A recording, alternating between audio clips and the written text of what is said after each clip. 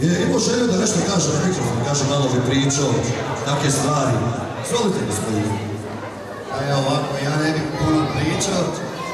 Prije svega ja bih htio, znači, pred svoju djevojku, sestrim svatovima da iskoristim ovu priliku, da je zaprosim.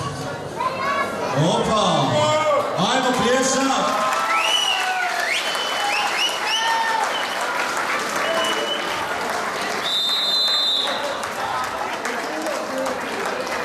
Roberta, hoćeš se uraditi za mene?